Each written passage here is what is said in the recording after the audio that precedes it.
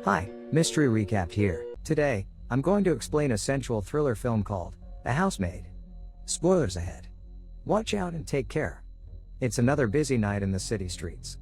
An assortment of meats is grilling on each side, all manners of seafood are poking out of their tanks, and young men and women populate the several bars and lounges in the buildings. Suddenly, a loud thud is heard from a nearby block. A young woman had jumped off a building. Slowly, the crowd starts to gather as the woman's body lay bleeding on the ground. An ambulance comes in, but with the woman already dead at that point, they can only retrieve her body. Later that night, Eun-yi persuades her coworker to drive her to the scene where the suicide took place. There, Eun-yi becomes distraught upon seeing the chalk outline of the body. The next morning, an older woman named Byung-sik, also known as Miss Cho, visits Eun-yi. She is the head housemaid of Eun-yi's soon-to-be employer. The woman explains that she wanted to see how Eun-yi lived since she wishes to be thorough about who she's hiring. Eventually, Eun-yi is hired as a live-in housemaid. On her first day at the job, Miss Cho introduces her to her new employers. First is Hae-ra, who is currently pregnant with twins. After doing Hae-ra's laundry, she then meets her young daughter Nami in the afternoon. When Nami returns from school, Eun-yi is already at the door to greet her, making extra effort to ensure that Nami notices her. After dinner, Eun-yi and Miss Cho help themselves to the excessive leftovers that the family had not eaten. Moments later, the father of the household, Hoon, arrives after a day of work. He greets Eun-yi warmly and orders Miss Cho to send up a bottle of wine once he goes upstairs. Miss Cho prepares the glasses and instructs Eun-yi to take them to Hoon. The new housemaid complies, then sets down the tray on the table while the married couple talks about Eun-yi. They mention her being a graduate of an early childhood education degree, then comment about how she'll be good with children. That evening, when Eun-yi goes to bed, Nami asks her to leave the door partially ajar so she wouldn't be afraid to sleep. Eun-yi does so before smiling at Nami, who sleeps in the adjacent room. The next morning, Eun-yi and Miss Cho prepare breakfast. Eun-yi takes the tray of food to Hoon's piano room, where Hoon is currently playing in. While he's playing piano, Eun-yi looks wistfully at her new master, and she starts to develop a crush on him. Later, the family says goodbye to Hoon before he heads off to work. In the bathroom, Eun-yi helps Hae-ra in the tub as she bathes. When evening comes, Eun-yi cleans up the tub, making sure that it's prepared for Hoon once he gets home. Hoon catches her in the middle of cleaning with her skirt hitched up high, leaving him to stand there while staring at her thighs. One day, the family decides to go to the local hot spring, and they decided to bring Eun-yi with them. With Eun-yi wearing her swimsuit, Hoon eyes her while she goes to help Nami in the pool. Later that evening, Hoon and Hae-ra are making love, but Hae-ra struggles with it due to her pregnancy. They're forced to stop, much to Hoon's frustration. When Hae-ra falls asleep, Hoon comes downstairs to find Eun-yi in her bed half naked. Realizing that Hoon is there, she covers up her body with a blanket. However, Hoon only tells her to be quiet, then gives her a glass of wine. He orders her to take off the blanket, and with that, he starts seducing her and touching her all over her body. The two of them end up sleeping together, unbeknownst to anyone in the house.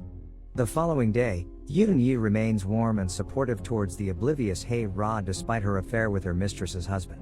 During the day, Eun-yi and Hoon act as if everything is normal, but the two of them continue to steal glances at one another. That evening, Hoon goes to visit Eun-yi in her room, and they sleep together again. However, Miss Cho was still awake at that hour, and while she's walking about, she witnesses them in the act. The following morning, Miss Cho watches Eun-yi closely. She goes to prepare breakfast, and as usual, Eun-yi would be taking the food in Hoon's piano room. Miss Cho notes that Eun-yi's wearing makeup that morning, and she watches Eun-yi from outside the piano room. In the room, Hoon hands Eun-yi her check while she's constantly smiling at him and trying to look pretty. Later, Eun-yi goes to massage Hae-ra while continuing to warmly support her in her pregnancy. The sight revolts Miss Cho, and she's repulsed that Eun-yi is so two-faced as to behave cheerfully around Hae-ra like she's not screwing her husband behind her back. After a day of work, Miss Cho makes conversation with Eun-yi while subtly trying to pry the truth out of her. Of course, Eun-yi casually dismisses her questions.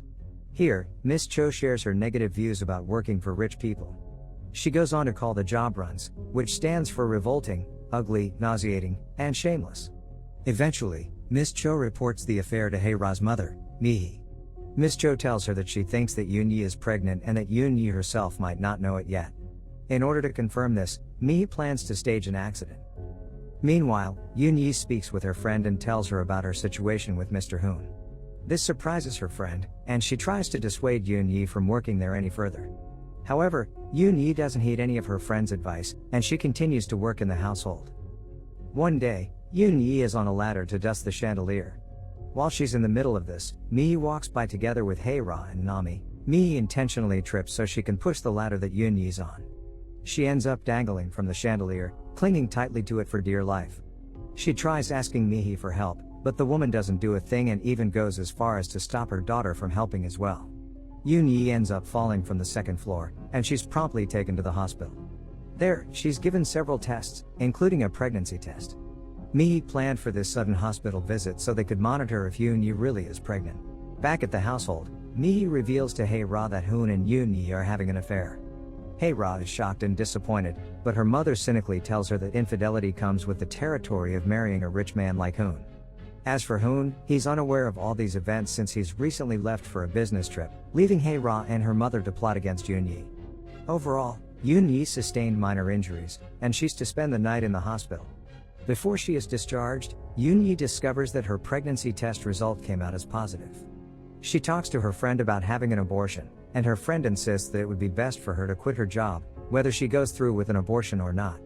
Back at the household, Hae-ra's ever-cynical mother tells her not to resent Hoon, as he was born getting everything he wanted, regardless if it was right or not. She goes on to explain that her mother-in-law suffered because all the men in Hoon's family were just like him, but eventually, she became respected by everyone. She told her to endure it for now, let Hoon sleep around, and one day, she'll live like a queen. That evening, Hae-ra visits Eun-yi's room while holding a golf club.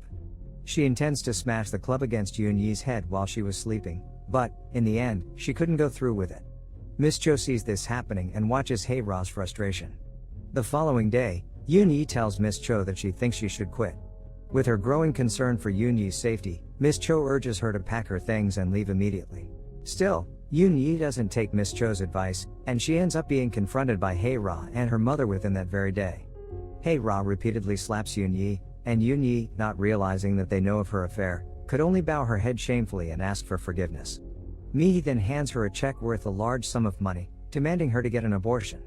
If she gets the baby aborted, then they can forget about the entire thing and move on. Despite Mi's insistence, Hae-ra suspects that Eun-yi won't go through with the abortion. After all, she observed that Eun-yi was close to Nami, and she would likely never give up her own child. Meanwhile, Eun-yi herself struggles with whether she wants to keep the baby or not. Miss Cho urges her to get rid of the baby so that she could be safe from the rich family since they won't stop until they get what they want. However, talking with Nami only encouraged her to keep the baby. Nami tells her that she saw Mi push her from the ladder, and Nami apologizes to her, even saying that Eun-yi is a good person. Still suspecting that Eun-yi won't push through with the abortion, Hae-ra decides to take matters into her own hands. With this in mind, she poisons the herbal medicine that Eun-yi drinks every day. Eventually, Eun-yi decides that she wants to keep the baby, and she reports this to Miss Cho. Still concerned, Miss Cho warns her that the people they're working for are dangerous. Eun-yi's liable to getting hurt if she doesn't give them what they want. While Miss Cho is loyal to her employers, she's still looking out for Eun-yi. Hoon returns from his business trip, then goes to see Hae-ra in the hospital as she's now going through labor. When the twins are delivered, Hoon visits his wife in the ward. Before leaving for home to get a change of clothes, Hae-ra kisses Hoon angrily, which confuses him. Hoon returns home to find Eun-yi in their bathtub. Outraged, Hoon asks what Eun-yi is doing there, and she answers him with the truth. She reveals that she's pregnant with his baby, and his family is paying her to get an abortion. Miss Cho comes in, and Eun-yi tells both her and Hoon that she wants to keep the baby. Suddenly, Eun-yi wails in pain as the bathtub fills with her blood. Later, while she's crumpled up in pain, she tells Hoon again that she wants to keep the baby, even promising to leave them peacefully. Knowing that the poisoned medicine might have already given her a miscarriage, Hoon agrees to keep the baby. Later in his piano room, Hoon confronts Mi about the events that transpired. He demands to know if she was the one who poisoned Eun-yi. Even though he doesn't want the baby in the first place, Hoon remains offended that his mother-in-law would poison his own child. Eun-yi is taken to the hospital, and there, she's forced to undergo an abortion without her consent, fully eliminating the possibility of having the baby. The only person to stay with her during the abortion is Miss Cho, who's now feeling remorseful about how things ended up. Eun-yi partly blames Miss Cho for what happened since she's the one who told Mi about her affair, and the woman could only apologize to her.